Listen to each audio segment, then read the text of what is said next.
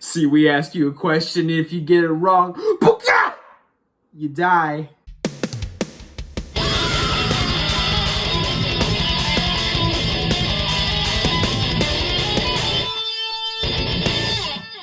Alright guys, welcome back to Days of Darkness, and welcome to my review of Scream. This one came out in 1996. It is starring Neve Campbell, Skeet Ulrich, and David Arquette, and was directed by the legend himself, Mr. Wes Craven. Now, here's the deal. I figured a lot of people love this movie, and when I come into a review with this demeanor, they're like, what? We're going to get this out of the way right now. If this is your favorite horror movie of all time, which I hear a lot of people say that. A lot of people. You know, I'll ask them, you know, when someone finds out you're a horror fan, you find out they're a horror fan, the general question, ironic given this movie, is what is your favorite horror movie? Or what's your favorite scary movie? And a good amount of people say Scream. Now here's the deal. First of all, if this is your favorite fucking horror movie of all time, good. Good. Watch it every Halloween. You know, watch it. Enjoy it. Love it. I think that there are aspects of this movie that fucking work really well. I think the opening of this movie is fucking incredible and probably one of the best horror openings in general. And that's coming from a guy who, spoiler alert, doesn't really like this movie that much. I think that opening scene with Drew Barrymore is fucking incredible. There are aspects of this movie that work, and if this movie works for you in general, good. I'm really happy about that, and I respect your opinion. Now, I ask that you respect mine. I don't like this movie. Like I said, there's stuff in this that works very well. There's stuff that I will even say I thoroughly enjoy about this movie. But I find with a lot of horror movies, no movie's going to be perfect. But as long as the pros outweigh the cons, you know, good. We're in the good driver's seat here, man. I think that made sense. Whatever, you know what I mean. We're in a good place then. This movie, I feel like it's the opposite. I feel like there's stuff... This movie wants to be good so bad. There's just aspects of this movie that are distracting, are fucking annoying, and just, they don't work. They do not work for me at all. You know... I will try to get into it spoiler-free as much as possible, but a bulk of this review is probably going to be spoiler section, because there's really not a whole lot I can talk about, but the meta, like the horror meta stuff in this just doesn't work. I don't like how goofy this movie feels at times. I don't like how goofy and non-threatening Ghostface feels at times. Like, he's just... And when you find out who the killers are, you know, it makes sense. And you can even piece together... well, that was almost a big spoiler. You can piece certain stuff together and make it make sense. But if this is supposed to be a horror film, dude, this is not scary. At all. That opening, that's fucking scary. If this was just like a short film of just that, holy shit, dude. Fucking A+. We'll put it over here in the spoiler section, but damn, I fucking love that opening. But as far as the rest of this movie is concerned, it's just not scary. I'm sorry. It's just not. There's no suspense for me. There's glimmers of like potential here and there, especially with the ending. And the ending's pretty solid too. We'll get into that. But it's just not fucking scary. It's just not. You know? This feels way more like a young adult fiction novel than a horror movie. And I'm sure that's gonna get me some fucking heat. I know that for a fact. it's just not one of my favorites, man. There's something about it. I don't want this to turn into a total, like, me just bitching about the movie the entire time. There are stuff I like. There are stuff I like. There is stuff I like about this movie. I fucking love David Arquette, former WCW World Heavyweight Champion, fun fact.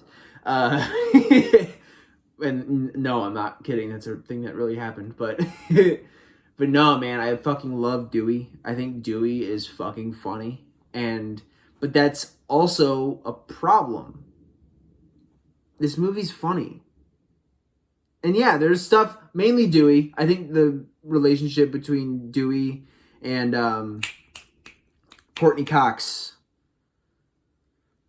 her character, I think their relationship is funny as hell and it's cute, you know? But that's the thing, man. It just feels, especially with the main characters and stuff, this whole thing, it just feels very young adult romance novel to me with a splash of murder mystery. And spoiler alert, I don't like young adult novels, so I'm not gonna fucking like this. But yeah, on the stuff I like, I love Dewey. I love Neve Campbell's performance in this. I think she does a very, very good job. The performances in this are all very solid. I'll say that. I think everyone does a really good job with what they're given.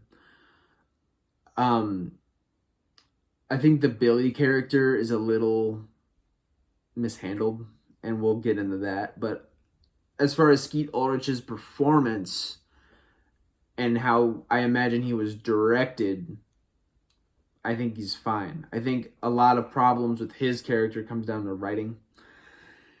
And maybe a little bit of direction, you know. God rest Wes Craven's soul, but no one is immune to the smoke, man. No one's immune to criticism. And I think he would have wanted it that way. I just think it's probably a direction thing. It's probably a writing thing, you know.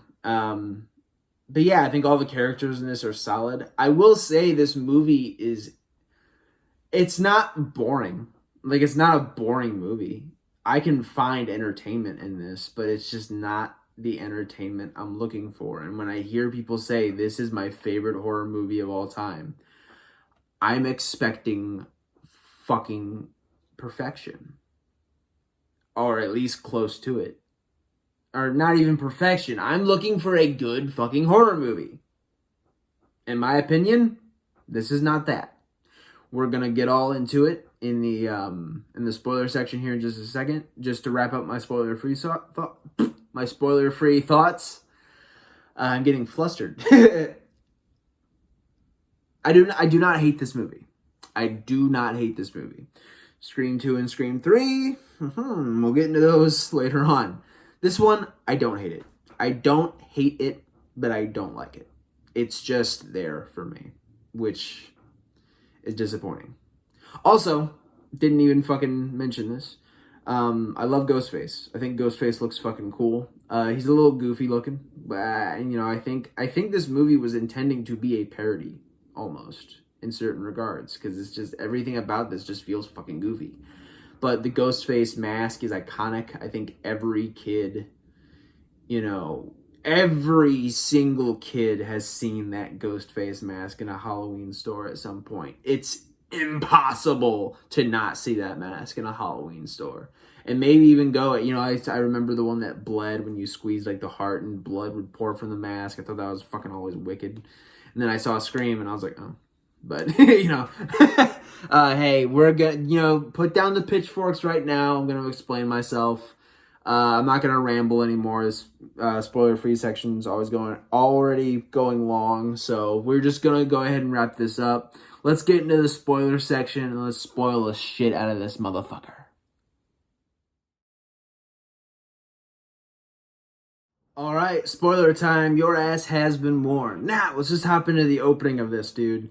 Like I said, easily one of the best fucking openings to a horror movie of all time. I think the only reason I don't talk about it more is because it's attached to this movie.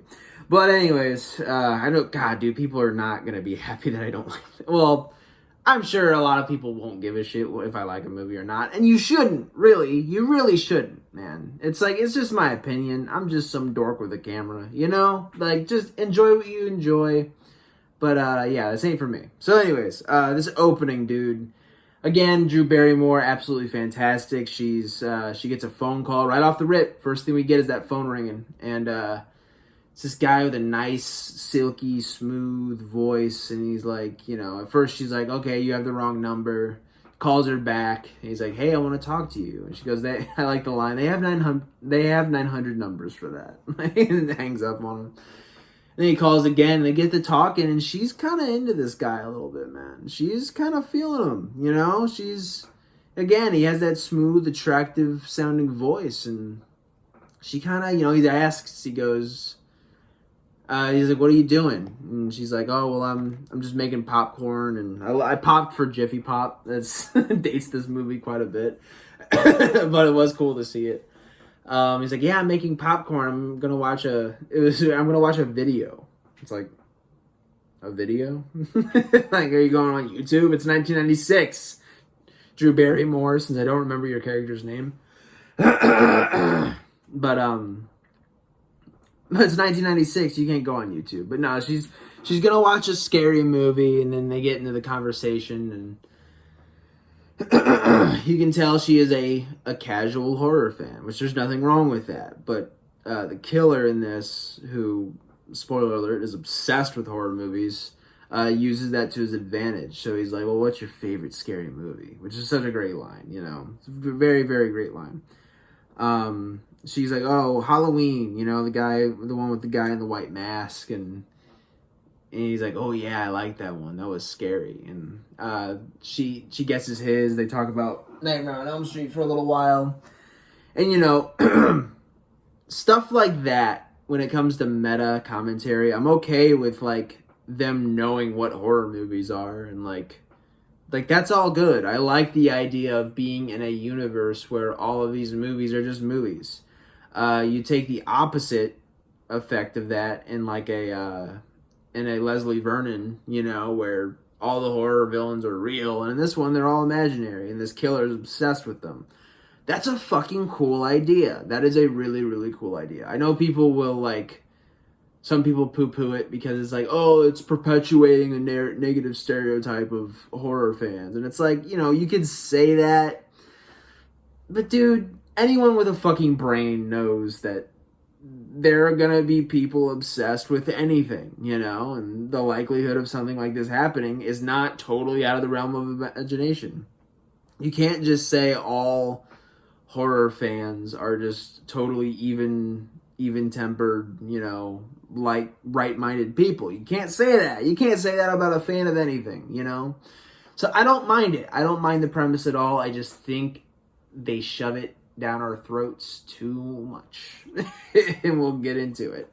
But anyway, so they're talking, and I think he goes, what's your name? She goes, why, you know, I'm not going to tell you that. And he's like, why not? I want to know who I'm looking at. And she's like, and I love that switch, you know, we get that music kind of switch, and the camera kind of slow zooms on her, and she's like, what? And he goes, I want to know who I'm talking to.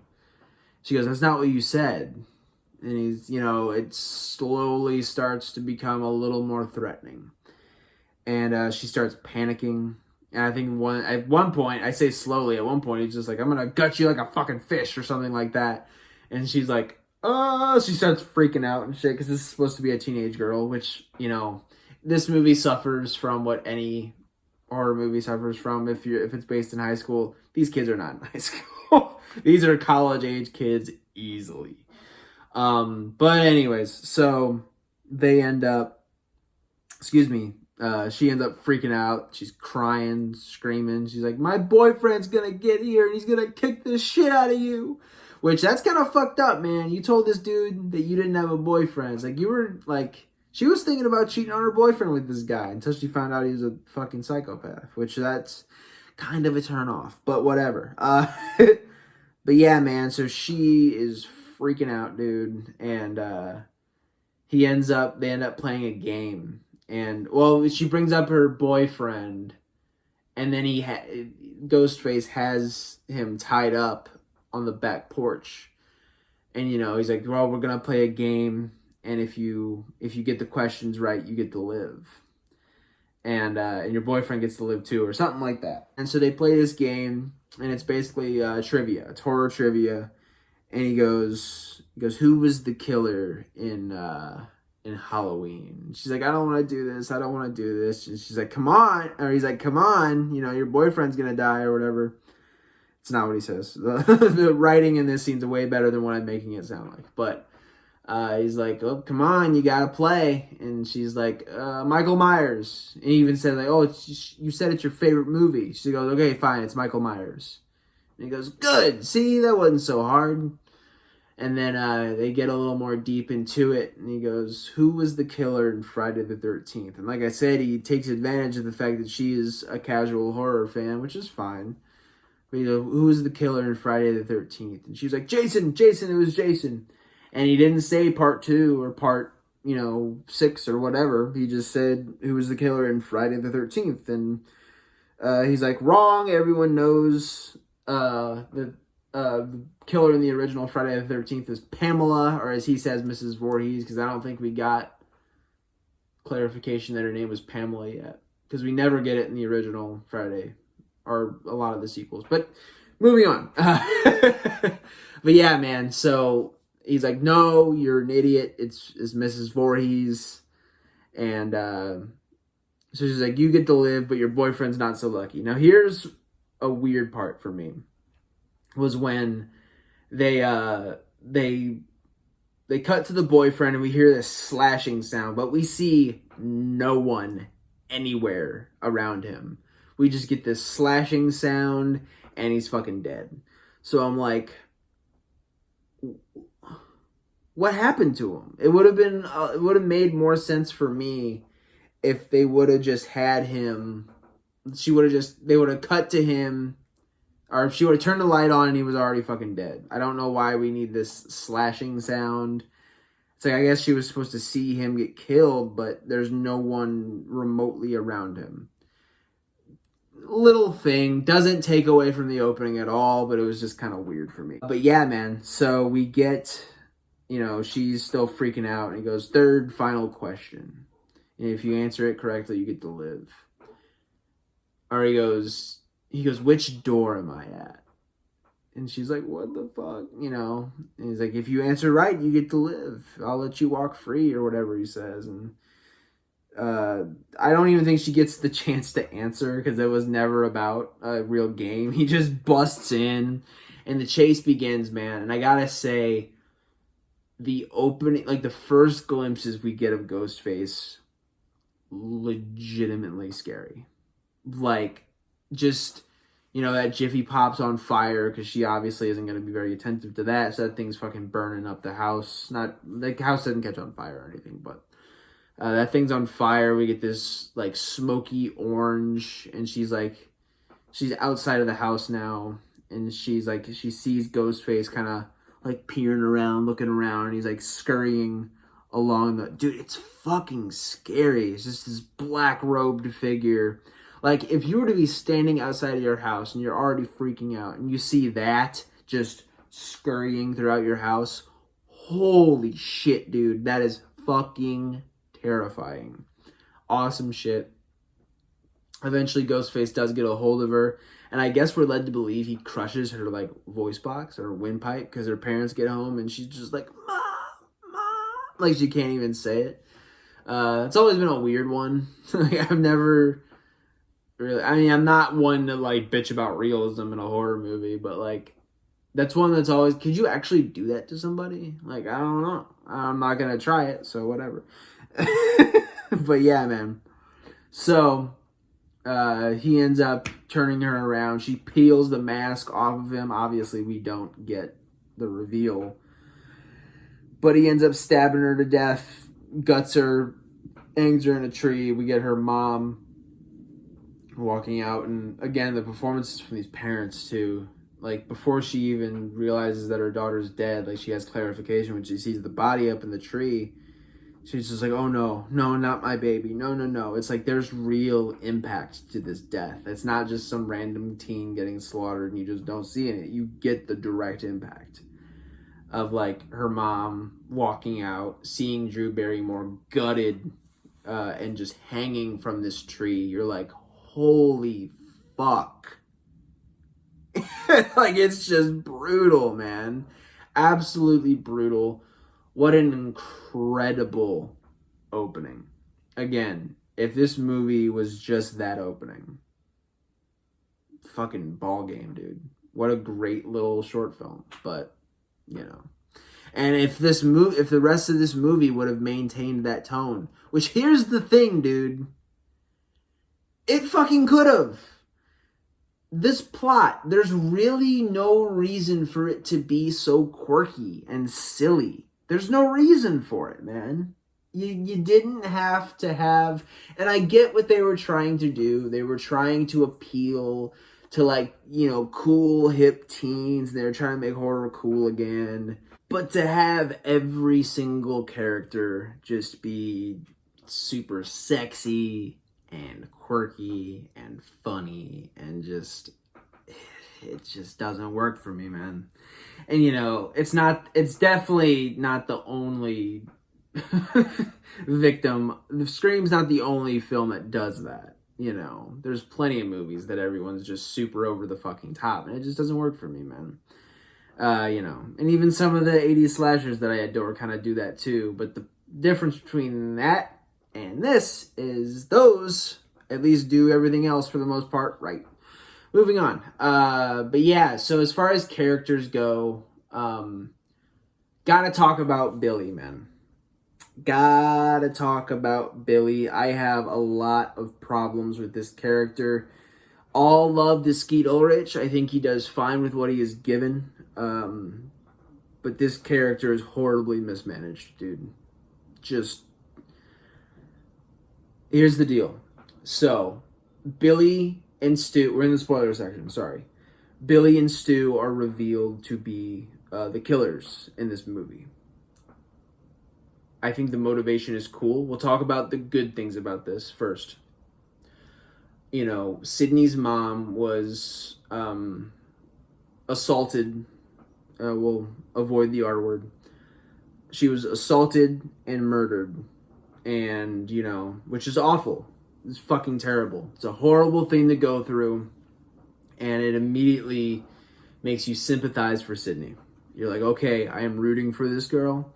I think Sydney's easily the best character in this movie, without a fucking doubt. So you're like, yes, I'm rooting for you, girl. Like, you're all in on Sydney. 100%. Her boyfriend, Billy, who ends up being basically the mastermind behind all this. Stu's just kind of a puppet. But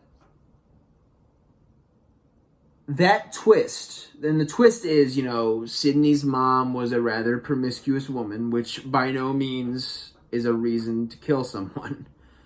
But, you know, she's a promiscuous woman, or was a promiscuous woman, and she slept with Billy's dad, which caused Billy's mom to leave both of them.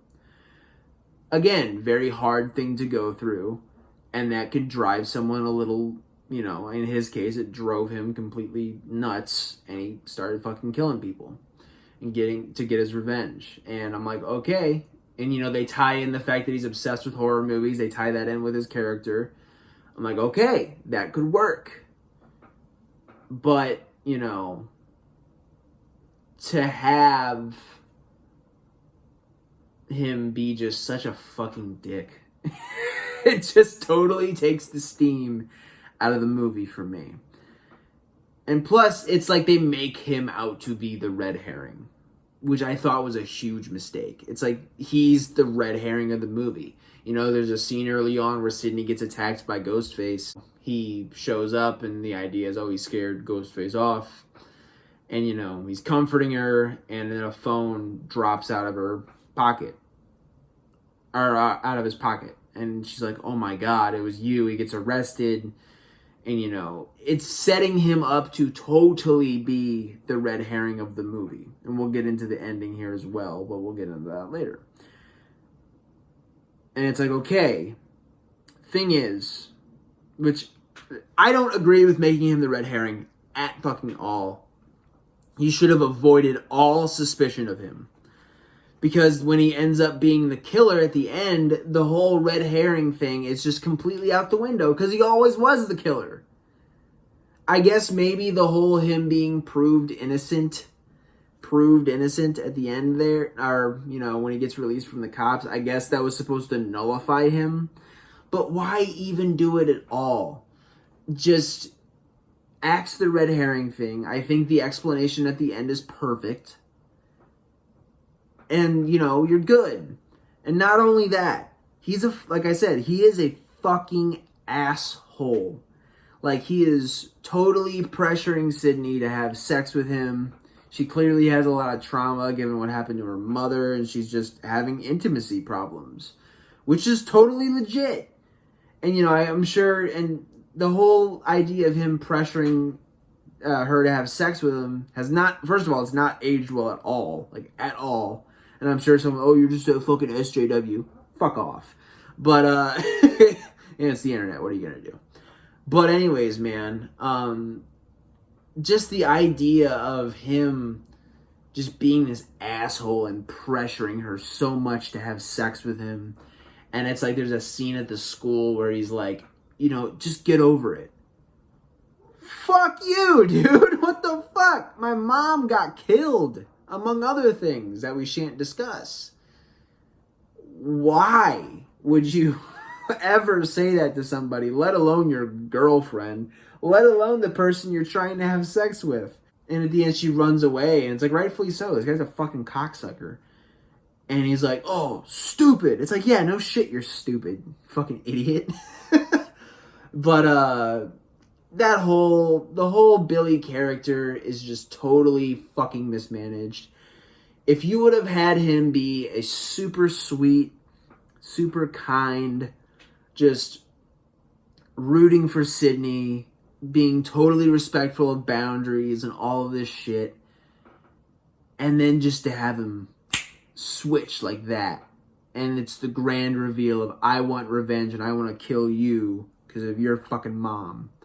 And he's gone insane. He's gone insane because his family's been ripped apart. If you would have had him be this super sweet guy throughout the entire rest of the movie, and then bam, would have been way more effective.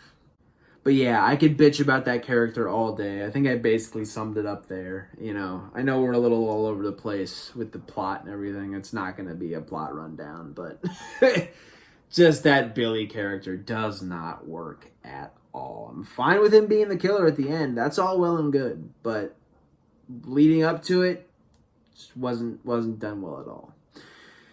But yeah, man, you know, we get the horror movie guy in this who's just a fucking cornball. It's like, I guess that was the character that I'm supposed to relate to. No. I love Jamie Kennedy too, but it just, you know, it's he is just the scene of him talking about the rules and like, oh, people love that scene. I fucking hate that scene, dude. It's like, oh, you know, you're not supposed to have sex. You're not, oh, they're trying to be so cool and so tongue-in-cheek about it. But it's like, dude, why? You know, it's like there's no purpose for this. They should have kept that meta shit and all of that. They should have compacted that into the Billy character and dumbed it down severely. Not having so much dialogue about it, and at the end maybe pour it on a little more.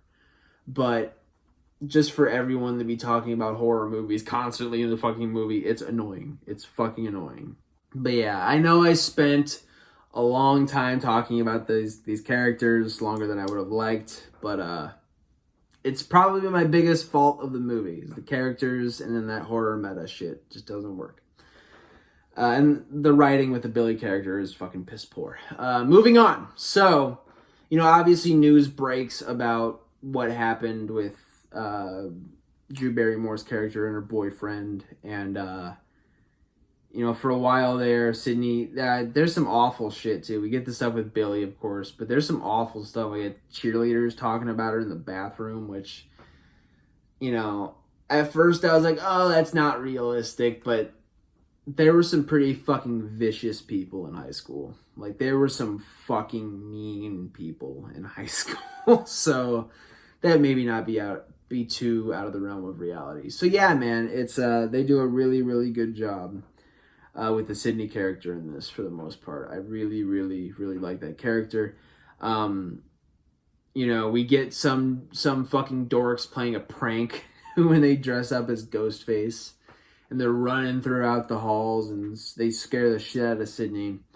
Really good sequence too, where after the cheerleaders leave the bathroom, Ghostface pops out of the fucking stall, and we get a really, not a chase scene, but a pretty scary little tense scene there, which I love. I love this element too. I love the element that this costume that this supposed one killer has is just a basic $20 Dollar General Halloween costume. Like, anyone could get this. It masks their trail perfectly because there's no way to really trace back any purchases or anything like that. I like that idea a lot. And again, the look of Ghostface is really cool. The handling of Ghostface is another story. I am aware that these are two real kids under this mask. I understand they're not going to be some superhuman fucking Jason-esque killer. It's not what I'm asking for. Have them be competent. Have them be a threat and scary. Have them be scary. How you did it in the opening, dude, that was perfect. Just keep doing shit like that. But no, we get a scene at this party, which we'll get into, where, Ghostface is just, just flipping and flopping all over the place and tripping, and it was like, whoa, he's like a fucking cartoon character. It's not scary at all. It's fucking stupid. And I get that's, typically it's probably supposed to be Matthew Lillard's character, but there's the whole scene in the garage, you're like, dude, like, this is obviously fucking Billy, and Billy's like the serious spooky killer, and he's like bumble fucking around and just it's like, dude, come on. Just come on with the fucking handling of the Ghostface character. But yeah, man, so eventually the principal does, again, I know I'm glossing over certain parts of this movie, sorry. This is really not a lot to talk about. But eventually the principal does call off school. He ends up meeting his end after everyone celebrates being let out of school. He gets killed by Ghostface. I thought that scene was pretty cool. Just the tension and then Ghostface being behind the door. Thought that scene was really, really well done. You get that stabbing, kind of get that Psycho homage with, just zooming in on the eye. That was cool. But yeah, man, so then we get this party, and, we get the shit with Jamie Kennedy's character talking about the rules of the horror movie, and we get Sydney, who I felt genuinely bad for Sydney, because she succumbs to the pressure. She has sex with Billy, who eventually shows up. She's forgiven him. She's trusting him again. At first she didn't really know what to think, if he was the killer or not. She trusts him now, and she fucks him, And I'm like, damn. And again, it's like, shit, he fucking got what he wanted. It's like, I did not want this dude to even be able to touch this woman. It's like, so that, I understand the whole psychological of, oh my God, you just fucked a serial killer kind of thing. I get it. But, it's just, I wouldn't really be quick to have sex with somebody like that myself. But moving on. So everyone gets let out of the party. I haven't even talked about Dewey at all in this movie. Sydney is my favorite character in this movie, but Dewey is like this close. He's like right here. Obviously, I love David Arquette. Uh, for better or for worse, his involvement in pro wrestling has been pretty fun. But I fucking like him as an actor too. I think he's a fucking really, really good actor. And he's fucking hilarious in this movie, dude. He's the one character where I'm cool with being, like, funny, you know? And, like, you know, there's some good shit with, like, Matthew Lillard, too, and Jamie Kennedy's character. But, dude, Dewey just fucking steals it. I love his relationship with Courtney Cox's character and how their cute little romance, and she's, like, immediately flirting with him to get, you know, closer to Sydney because she's trying to get the story on the whole Ghostface killings and yada, yada, yada. And Dewey has an insane crush on this chick. So she's flirting with him and trying to, you know, get closer. And she eventually just kind of falls for him throughout this movie. You know, they fucking get in a car wreck or some shit and they make out. And I like the way that this movie executes the relationship between those two. I love the way this movie does Dewey, too. You know, his sister, who's still in high school, talking shit on him when they're at the police station. He's like, what did Mom say? When I'm wearing this badge, you treat me as a man of the law, or something like that. And there's a really funny scene where one of the cops or like the sheriff or whatever, smoking a cigarette. And like, he's like looking all tough, smoking this cigarette, and Dewey's like eating a fucking ice cream cone. I feel like the ending of that scene, you could have easily, because when the cop throws down his cigarette and steps on it and walks away, I think they really missed an opportunity to have Dewey throw down the ice cream cone and step on it. You know, again, that character is goofy. That's the comic relief. Let him be the comic relief. Stop making everybody else so fucking funny all the time. Doesn't work. Does not work. So let's just get into this fucking ending, man. So everyone leaves this party, and only people we really have left are Jamie Kennedy's character, who's drunk on the couch watching Halloween, which, good on you, brother. Even though your tape of Halloween is fucked up, because that thing is all out of whack. Anyone who really has watched this movie a lot and has watched Halloween a lot, you'll appreciate that.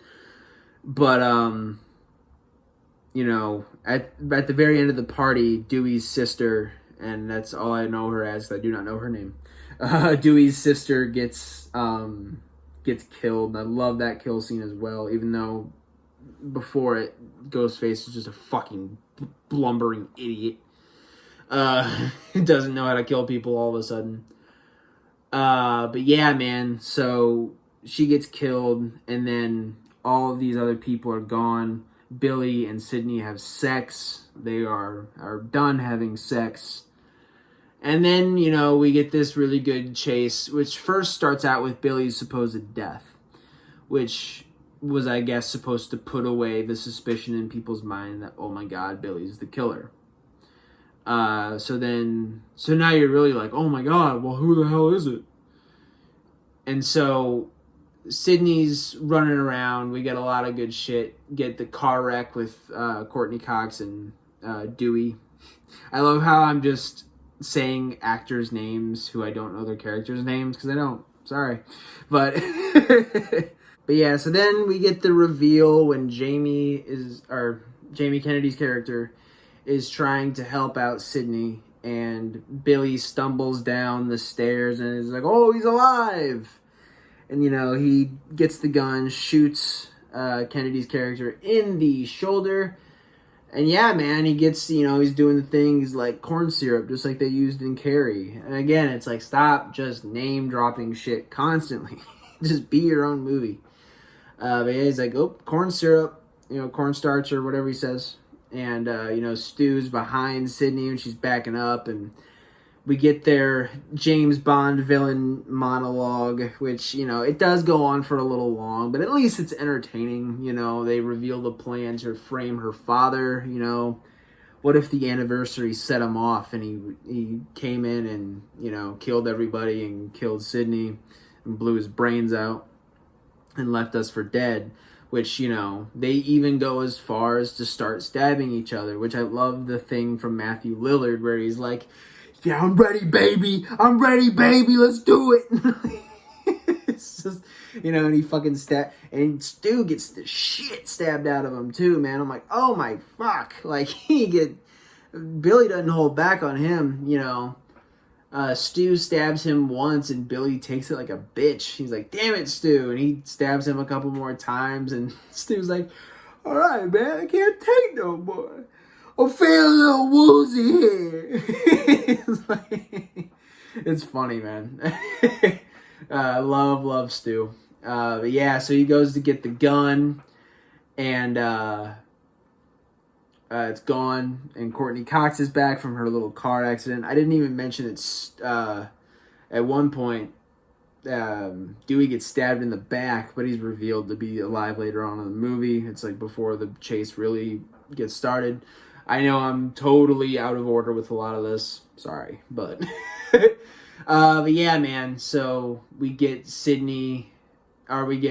Courtney Cox's character pointing the gun at the two of them. But of course, when she goes to kill them, the fucking thing isn't loaded. Gotta love it. Or no, it's not loaded. The safety's on. So then they end up knocking her out. And he's like, they probably should have just killed her. But he was like, oh, it always works with the safety.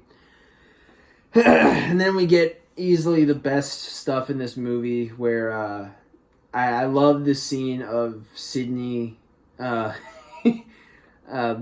pushing the TV over on Stu, and just, again, I don't really think, because those TVs were tough, man. It's not easy to just break that over somebody's head, but fuck it. So she pushes this TV over on Stu. He's fucking dead as a doorknob now, and then we get some really brutal stuff where also, like, Billy's kind of running around because Sydney's hiding, and love the scene of her calling him and like kind of fucking with him a little bit, and eventually she bursts out of the closet with an umbrella. I don't really understand the purpose of her having the Ghostface costume on. Like, it's just like, okay. Like, I don't know why you would go out of your way to put that on. It's like you're not even fucking with him at this point. You're just kind of doing it. But, you know, he stabs him a couple times. And then so he's down. Courtney Cox comes to once again. No, she shoots him. Yeah, she shoots him in the shoulder a couple times. He goes down. Jamie Kennedy is up. And I love the line where Sydney's like, oh my God, you're alive. And he's like, yeah, I've never been more thankful to be a virgin. That was pretty funny. But you know, because of the rules or whatever. But yeah, so then we get more meta shit where Jamie Kennedy's character is just like, and this is where the killer wakes up for one last scare. And, you know, obviously Billy's like, duh! And Sydney fucking shoots him right in between the eyes. She just goes, not in my movie. I'm like, ugh. Fucking whatever. But yeah, man, that's Scream. We get some good stuff there at the end. Dewey's obviously alive. He gives the thumbs up and all that shit. And that's Scream, dude. Yeah, I know this review's a little all over the place, but my opinion of this movie's a little all over the place. I've decided, yeah, I mean, I knew this a while ago, but I don't like this movie, dude. I just don't. Every time I try to sit down and I try to give it another chance, and it just does not fucking click at all. Sorry, you know, but anyways, that'll do it for Scream, guys. I think, as far as my recommendation, I think everyone should at least watch this movie. And they should at least formulate their own opinion. Me personally, it ain't my thing. But like I said, if you sit down and you watch this movie and you love it, good for you. I can understand why some people would like this movie. I get it. I'm not going to say that this movie is just fucking abysmal and it's awful and it's just a piece of shit, because it's not. It just ain't for me. But Without further ado, guys, I'm not a huge fan of Scream, but you know what I am a huge fan of? I'm a huge fan of the blood, the guts, and the gory bits, so we gotta get into my kill of the film. Stick around.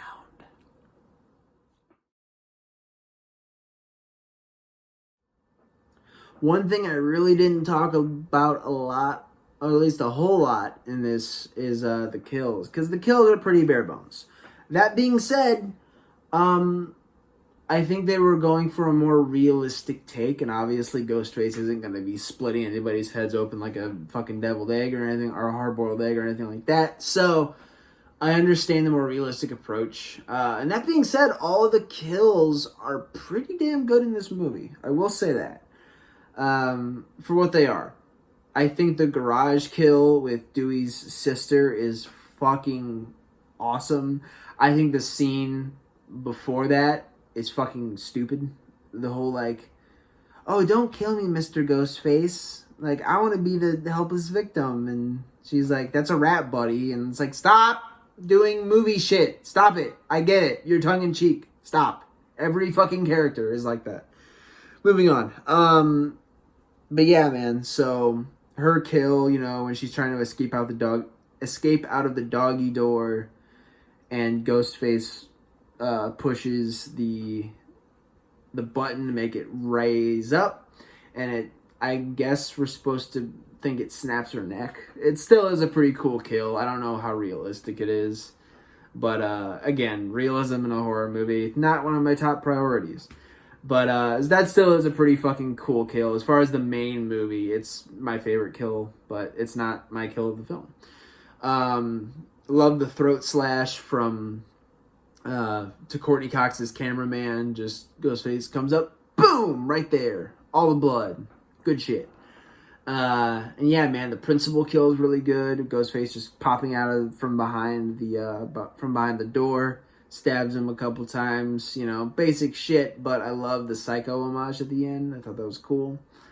At least I view it as a Psycho homage. But yeah, so that was a good kill. Trying to think.